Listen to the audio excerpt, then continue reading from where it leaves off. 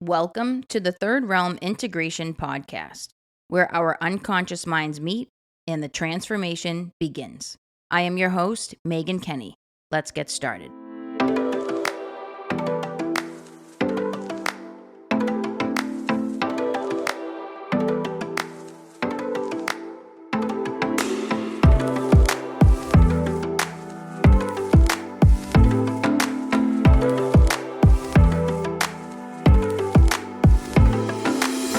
What is up, everybody? Welcome to another episode of the Third Realm Integration Podcast. What's going on with everybody out there today? How we doing? How's life going? What's on your mind today, you guys? What energy are you bringing to the sphere, to the energetic sphere that we're in at this moment for this episode? How's everybody feeling? What's the deal?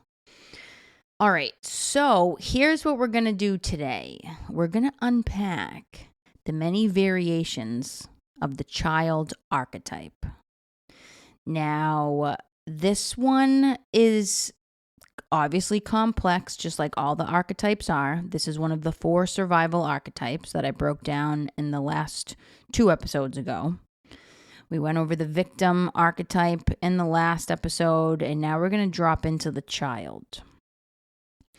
Now, it's interesting because the child archetype seems to be kind of like a force to be reckoned with when the adult is stuck in the child. And I think, it's kind of funny because I went back and listened to the victim archetype episode that I did, and I noticed the tone in my voice was definitely elevated. It was pinged. It was like a ping had happened as I was unpacking that archetype. And I think these two, the child and the victim, both really bring out a lot of the parts of ourself that are left unintegrated. So from a therapist's perspective, the child and the victim are the two that therapists typically have the strongest reaction to, at least in my experience. I've seen how other therapists respond to an adult who's coming to therapy, whose child archetype is the one kind of showing up to the session. And other therapists that might not do therapy anymore, but speak as teachers on public platforms, for example, as they're talking about this particular archetype, have a tough time with tolerating these two. These two are tough. I mean, these two, the victim and the child, are likely the 2 archetypes that if you're starting to notice that people are saying that they kind of like have had it with you and they're kind of like moving away from you, ask yourself whether or not one of these 2 are showing up. It might be kind of at the source as to why people are starting to back away.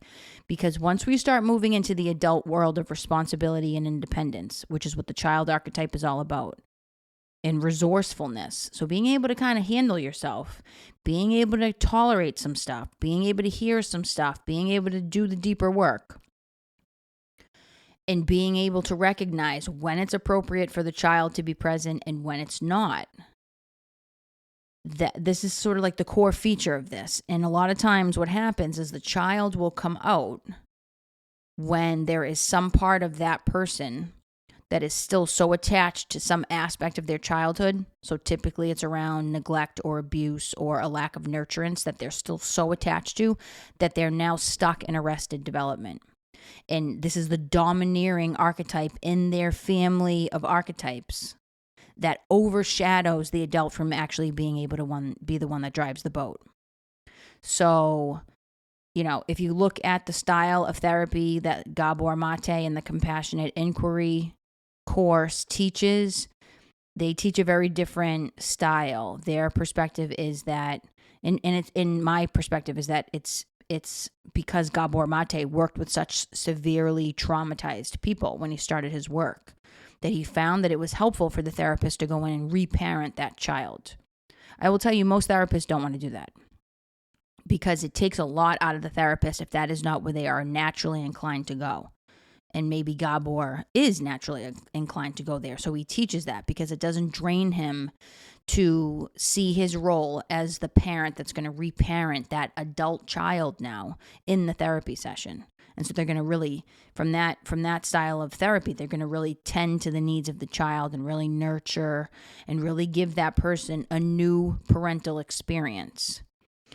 That's rare that most therapists are going to take that approach. And if they do take that approach, chances are they're going to burn themselves out by doing that, because that's a really hard thing to do. And there's an argument to be made that that's not even helpful, that the adult now, regardless of what happened in childhood, is now expected to grieve the moving on from that childhood, regardless of what good, bad, and different. We're kind of like, doesn't really matter at that point. It's kind of like when Carolyn Mace talks about how she just, like when people are like, oh, I was abused as a child, I was traumatized, and she's like, okay, and, like it sounds kind of cold.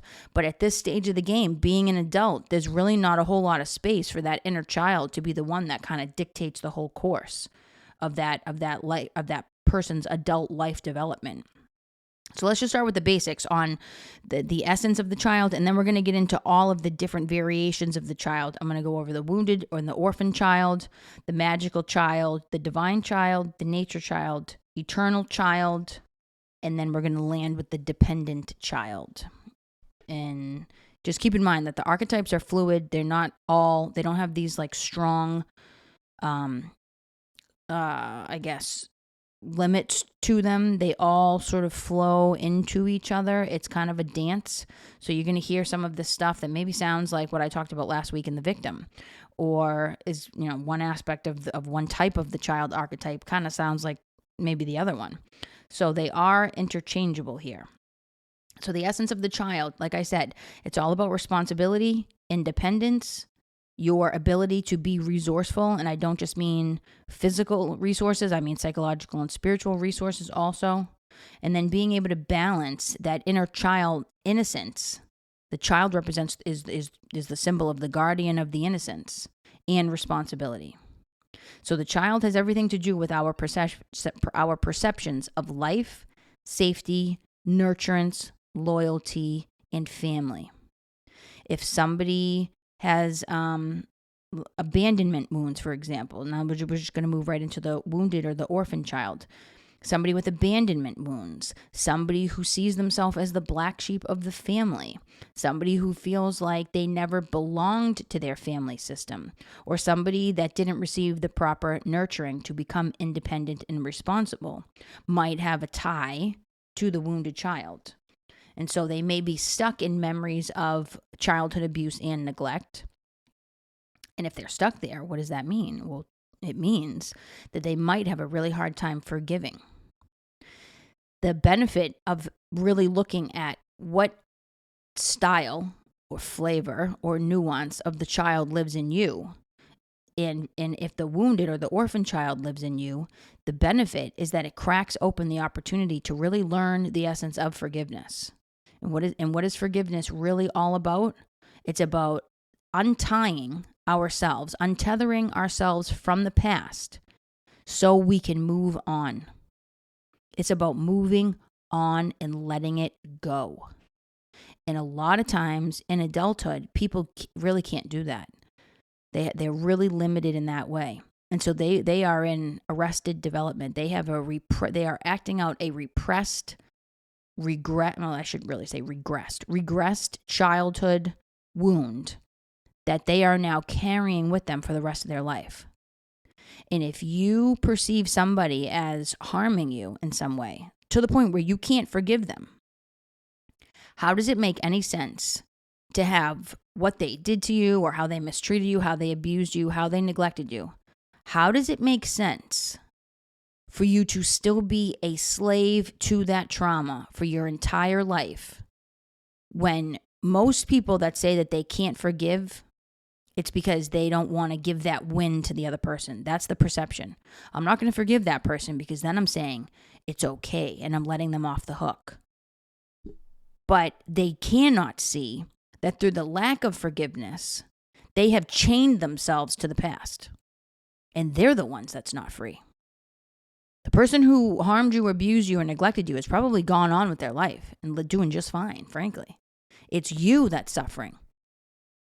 You have the ball and chain to the past of your childhood, but yet you think you forgiving sets them free? But where are you? You're in quicksand, and you've been there your whole adult life because you can't let it go. And so my perspective on dealing with the child, all aspects, but particularly the wounded child, is that whatever happened, happened. It is what it is. Can you let it go is the question, and come to a place of acceptance that maybe things didn't go the way you expected or wanted to, or felt like you were supposed to have.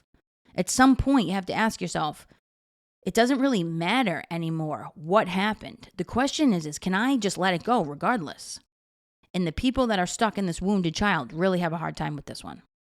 And what happens is the wounded child will overshadow your ability to be creative, to be resourceful, to be responsible and independent. And now you're out of balance.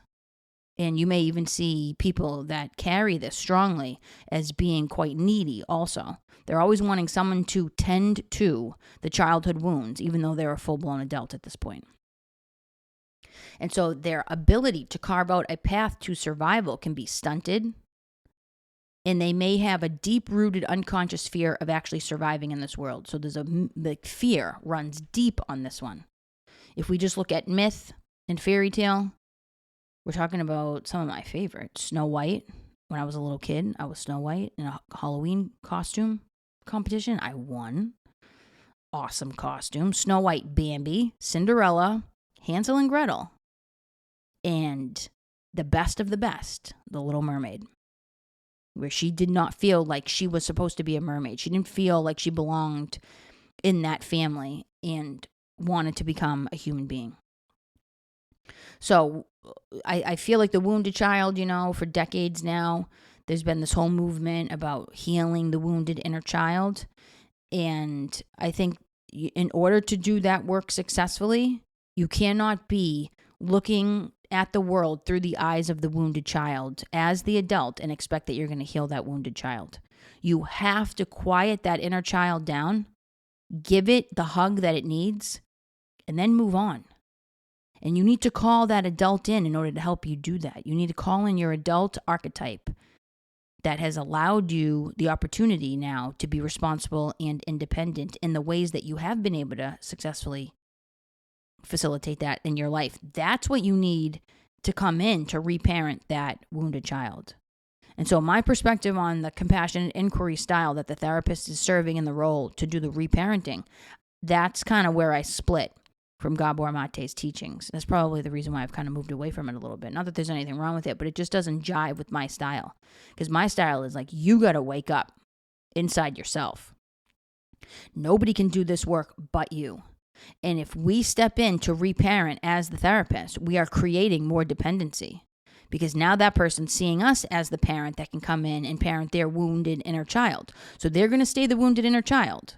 The therapist is now going to be the adult, which means now that client is going to project the parent onto the therapist. And then now how is that client going to wake up their inner adult if the therapist is going to do it for them? No, this is about waking up your own inner adult and having this healing relationship start to actually unfold. So you can move on. So you can cut off the ball and chain and accept whatever the past was, it was. But you stay in the wounded child and you're living in the past. So people are going to get super depressed when this is their primary archetype, their primary child that's showing up. All right, so now let's move on to the divine child.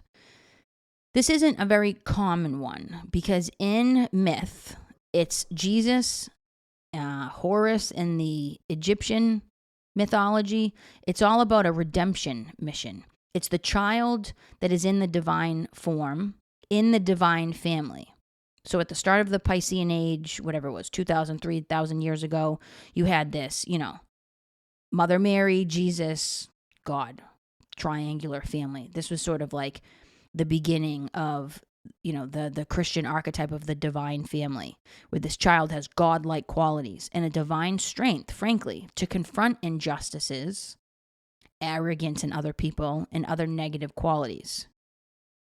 A lot of times you see the divine child play out when the family system projects the divine child onto the newborn. So it's like, oh my gosh, you're the first boy in our family. You are magic. We've been waiting for you. Or the parents that have been waiting for a child forever, and they've been trying to have a child, and finally they do, and it's like, oh my God, you're a gift from God, right? Like, you are God. And so, and it also has to do with like what you name your child too. You're going to project the divine child onto that child if you're naming them names that are consistent with divine figures. The shadow side of this archetype is when the person has an inability to defend themselves from their inner darkness and the darkness of others. And like I said, these boundaries with these archetypes are fluid. And so you can see how that can easily turn into the victim, where the person doesn't have boundaries. They're not able to actually protect their soul and keep their soul inside the castle of their heart. And it just jumps out and just runs wild and is just floundering. So I want to bring up the divine child because I think a lot of times it's kind of projected onto the child, but it's very rare that people choose the divine child as one of the variations of the child archetype that they identify as their survival child archetype. Now we move into the nature child. Hello. Welcome, everybody. This is moi, okay? These are people who want to be veterinarians. I wanted to be a vet when I was a little kid. That was the first question you would ask me if I was a little kid. What I want to be when I grow up? It was a veterinarian. Because as an only child, my friendship always was connected more deeply to animals than humans. Animal rights activists carry the nature child very strongly. And you will find that they typically have harmony with nature. They typically have some sort of affinity for it. Now, here's the shadow side. It's not always light on this one. They may be connected to nature in some way, but it could be from the shadow side, which means they might actually have a tendency to abuse nature. Like I do not have a green thumb. I'm trying really hard to keep these plants alive in my house, and I feel terrible. I just got this app where I can take a photo of the plant, and then it's going to tell me what's wrong with the plant, because it's like, this is like not a part that I'm totally inclined to kind of work with in harmony. The nature child can also have the tendency to abuse animals and people. So I remember just thinking back on just years of living in the city and always being so busy and always having a hectic life and thinking that it was okay to just put my dogs out in the yard. It was a big yard. They got to run around. But to not take dogs out on walks on a daily basis and allow them to get access to different scents and be socialized, that is a form of abuse. And so you think you're taking wonderful care of these animals because you're giving them all this love and nurturance and attention, and you don't see yourself as harming them. But oftentimes the nature child is blind to the way in which they actually neglect or abuse animals and the environment. Okay, now moving on to the eternal child.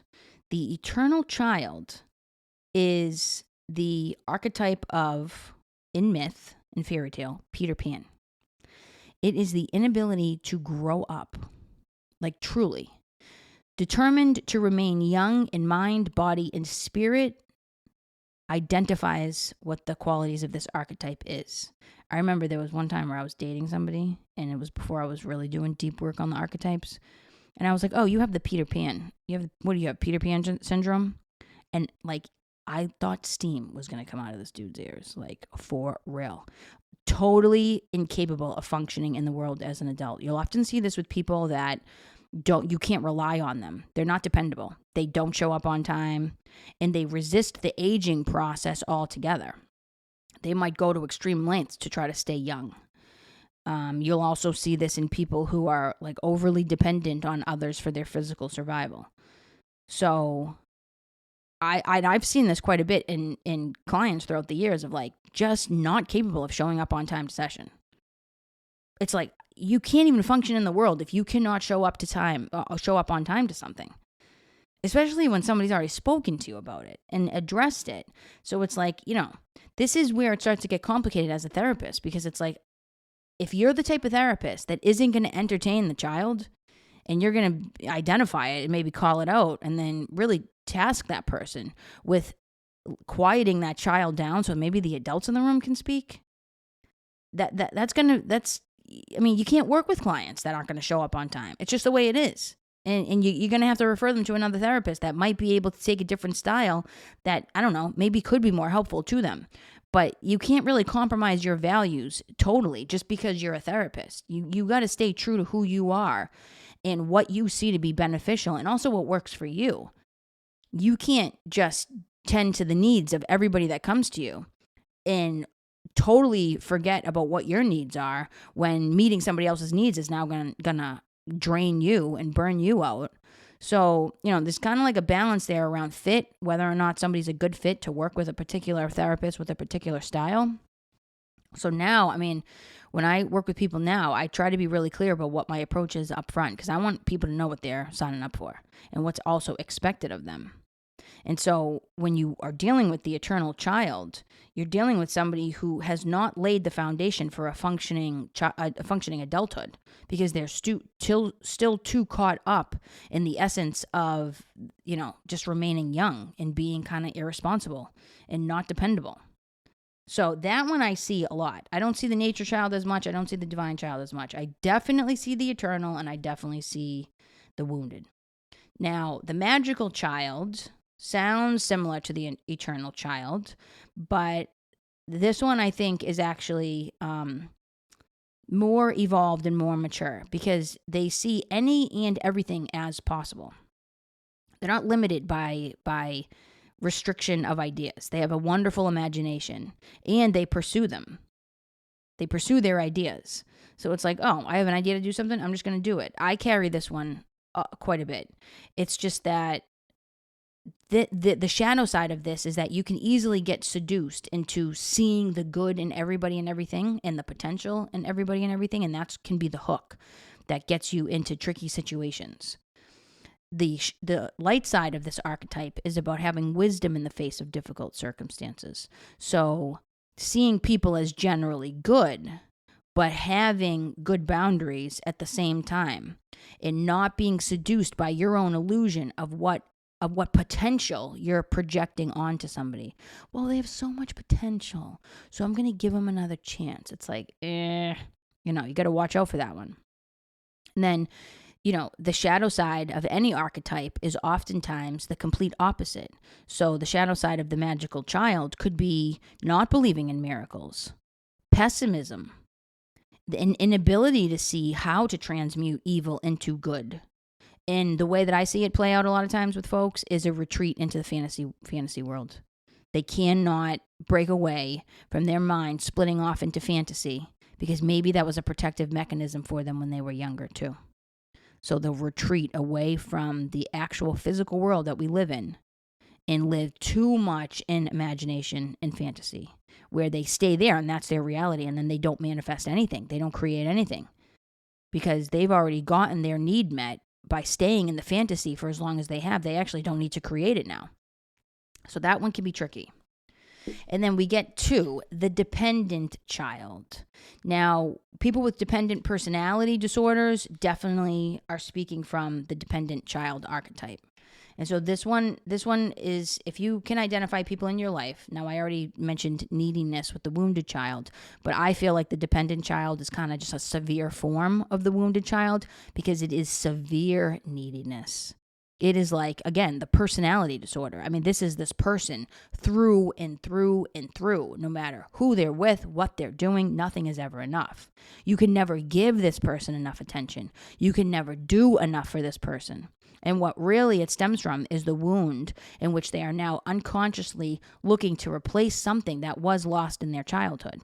So similar to the wounded, they're caught in the childhood, and now they're trying to get something out of everybody around them, which is this reparenting.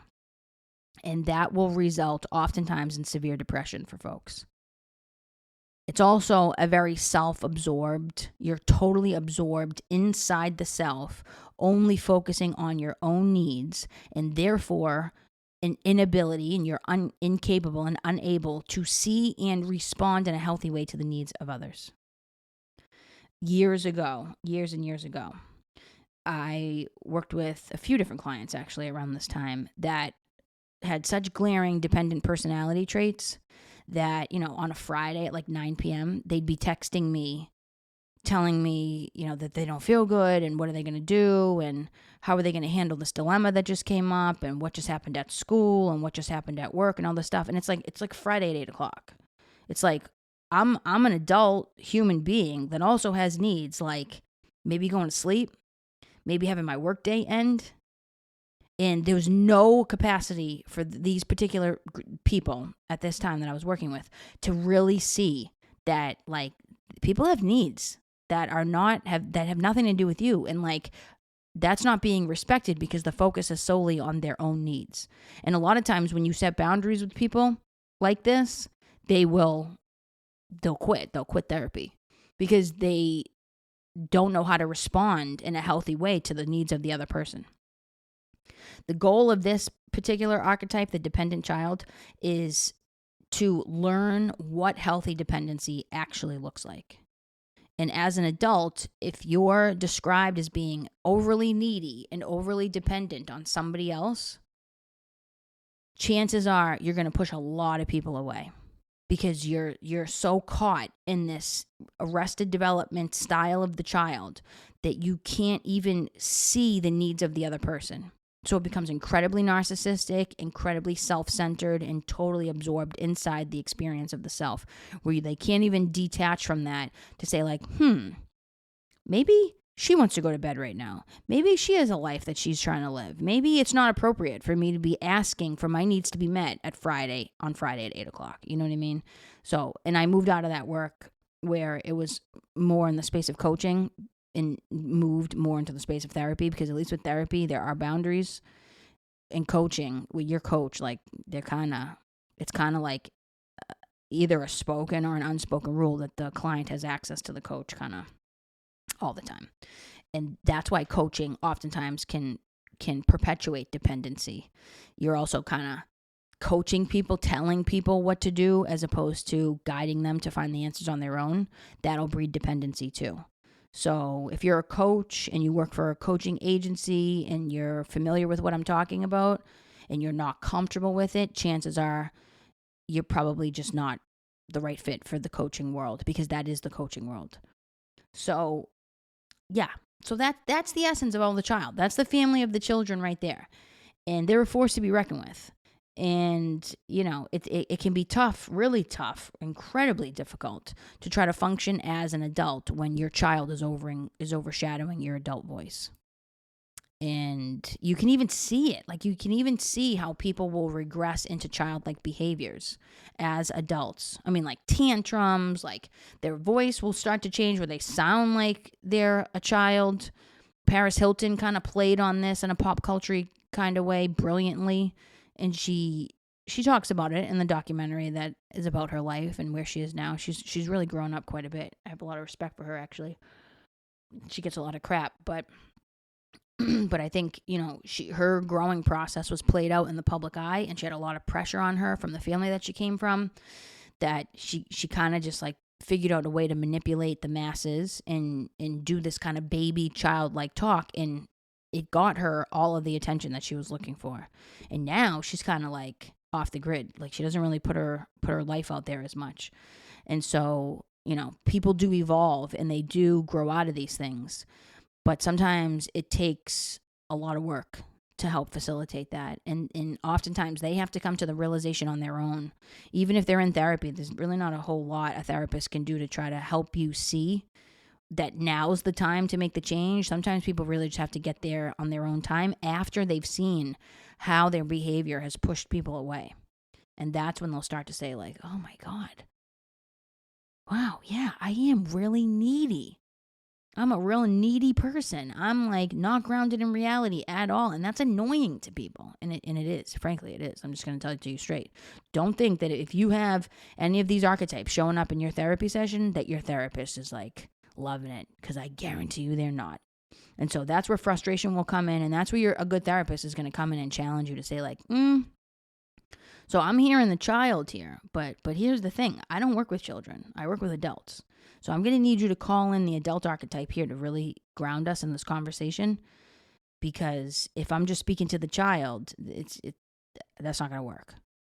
So we got to shift. We got to make a little bit of a shift here, and we got to be able to recognize that, we are not the center of our universe, even just from an archetypal perspective. Our family of archetypes is that. It is a family. There's more than just one. So when we have a version of our child showing up that wants to be the number one and solo voice, that means everybody else has to be quiet. And it means everybody else gets shut down. And you can see how this plays out too. Like, I've been at conferences before where I've seen somebody's inner child show up and it shuts the whole room down. And everybody's petrified of that little tantruming little child that wants their way and wants to be the only voice to dominate that whole space. And typically people don't have the guts to stand up to the inner child, because when it comes from the adult, it's kind of scary. You can do it when it's a child and say like, okay, Tommy, let's pump the brakes a little bit. Maybe you can have that chocolate bar after dinner. Let's just calm it down. It's like, we don't need to scream bloody murder over here. Go get it. You're just not getting it right now.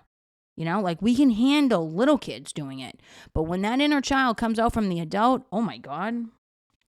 I mean, you'll send chills up people's spine, and then everybody clams right up. I saw one person do this in a conference that I was at, and I couldn't believe it. I could not believe what was playing out in front of my eyes.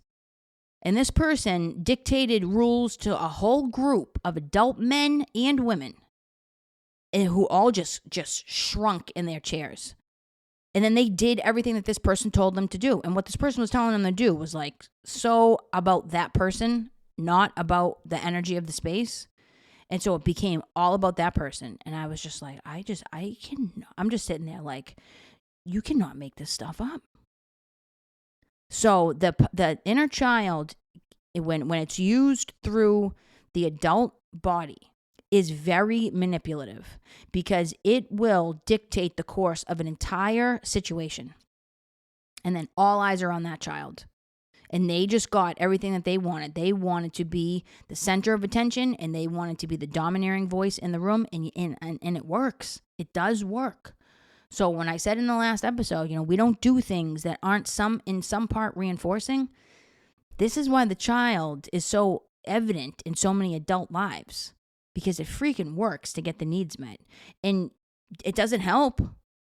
Do you see a person healing who can throw a tantrum and shut an entire room down? I mean, so it works to get the need met in that moment, to be heard and seen and validated. But do you see that person goes on and lives this fulfilling, highly functionable adult life where they are thriving? No. You see that person always playing that manipulation in every situation that they're in, which means there's a false sense of the need getting met in the first place. Because if the need was really met by what they were doing, they wouldn't keep doing what they were doing. It's met just enough for them to keep doing it, but not enough for them to actually grow and change and evolve and transform. And so they stay stuck. When people reach out to therapists and they're like, I'm stuck in my life, chances are you're stuck in one of these child archetypes. Stuck means being able to not move on, which means you're in the past. And if you're an adult and you're stuck in the past, chances are you're stuck in childhood. So the child is really a force to be reckoned with. And it's kind of like how a parent will be in a supermarket and a kid will start throwing a tantrum. And it's like the parent, I see a lot of parents actually in public handle this really well, where they just take the kid right out of the store. But maybe years ago, they would just let that kid tantrum. But, that'll freak a parent out, because it's like, oh my God, my kid's having a meltdown in the store. Everybody's looking at me. They're going to think what kind of parent I am. They're going to judge me, and they freak out. And then so they have to remove that child, and then hopefully they're doing, sound work with that kid when they get outside the store, and not just caving and giving in to what the kid wants. But I mean, anybody that's a parent kind of knows that feeling of like, let me just give this kid this candy bar and shut him up. You know what I mean? That kid just owned you. That kid just dominated you, and you caved. And this happens more so when the child is inside the adult and manifests through the adult than if it's just a little kid tantruming, because you can kind of handle that a little bit better. But I say this because I think it speaks to how powerful, when that child speaks, it'll shut the whole room down. And it's probably the reason why a lot of the therapists that I know and respect won't entertain this. Will not. I mean, I know therapists that work with adults, not children, and will put signs on their door that says children are not welcome in the session. And they don't mean you're not allowed to bring your kid into your adult therapy session. They mean your child is not allowed to show up here today. I'm not enabling it. I'm not the one. Okay? And you can see why, because you can lose control of an entire group session, an entire individual session, an entire conference, an entire event or situation when somebody's inner child pops up. And so, take it for what it is. I mean, everybody's got a different style of therapy, but I've seen that child shut an entire room down of accomplished, professional, high-profile adults that shivered when that inner child in that adult spoke up and ran the whole show. And I'm just like, wow, this is unbelievable. So now you got everybody cowering in fear because that child woke up and said, I want it my way and I want it now. What is it, Veruca Salt in Willy Wonka? Is it Veruca Salt? The one that tantrums and says, I want it now, Daddy, I want it now, I want it, and I want it now. It's like, okay, do you really? Isn't that interesting? Like, that's kind of how you have to respond. Like, nah, too bad. Oh, well, not getting it. Now what? Moving on. Like, you kind of have to take that approach if you're gonna maintain control over a group or a situation or a setting. Because that child pops up, man, and it's like, woo. You can see it. You can see it just run right through everybody and everything that's receiving it. So so I say that because it's our job to make sure that we are reining in our inner child, but it's also our job to make sure that we're reining in the inner child of other people and not running away and not saying, okay, fine, do whatever you want. Because then we're enabling. And that helps nobody. Like I said, people whose inner child dictate the course of their life, they don't heal from that. They don't heal by doing that. So what good are we doing by allowing people's inner child to just dictate the whole show? It's like, no. When Trump was getting to the end of his presidency, everybody said they wanted an adult back in the office. They didn't want a tantruming child anymore. But yet no one's willing to see how they enable the child and all the adults around them in their lives. So, I mean, we can see it when we kind of see it when it's far away from us. But how's that playing out in your own personal life? Because if you can see it out there, you're having a reaction, which means it's an archetypal activation inside of you, which means it belongs to you and probably the people around you. And how are you handling that? Are you the parent that just gives in to whatever the kid wants as soon as the kid starts tantruming? That's why you're having a reaction to the adults that you see that tantrum, Like, when I was in that conference and I saw that adult's inner child pop up, I was like, oh yeah, I've seen this before. I know what this is about, Like, I saw it so instantly because I've had this experience and I have a reaction to this. So that's my work to do, to say, like, okay, what's up with that with you? Like, who's your dependent child? What relationship do you have with it? And how conscious of it are you? So always pay attention to what emotional reactions that are, whatever you have emotional reactions to, that's the window. That's the portal. It's going to tell you a lot. So I'm going to leave it there, everybody. Those are not all of the child archetypes, but those are the core ones. And so it just gives you something to chew on. You know what I'm saying? A little self-reflection, I'm sure, in everybody right now, saying like, ew, yeah. Got a lot of those going on. And it's like, when you carve out your archetypal wheel, you really should only be putting one child in that archetypal wheel when you carve it out and you pick your 12. Because you don't need more than one child energy in that bunch. Like, we got to get some more adults around here. So we kind of want adults running the show. We don't want children running the show. And as a society, I think we kind of have to wake up to this a little bit, because I think we got a lot of children running the show around here. I think everybody's getting a little tired of it. So anyway, I'll just couch that, and I will catch you guys on the next episode. We'll either do the prostitute or the saboteur, and then we'll get back to another fairy tale story hour. Also, the last 2 weeks in August, I will be off, so that we'll have a lull period there. No episodes will come out, and then we'll jump back in for the first week in September. So I will catch you guys on the next one, and may the light always lead your way. Be well, everybody.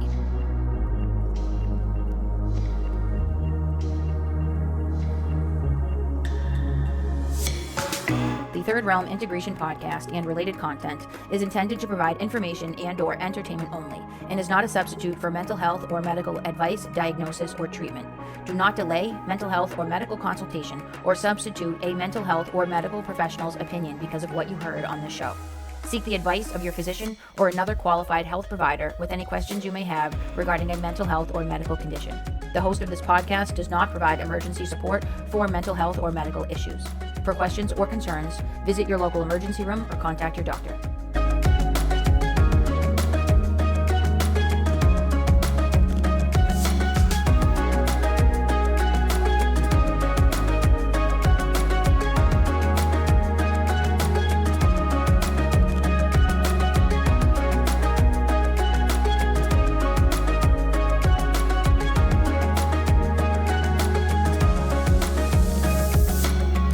Quote from Carl Jung himself: "Man's unconscious contains all the patterns of life and behavior inherited from his ancestors, so that every human child, prior to consciousness, is possessed of a potential system of adapted psychic functioning."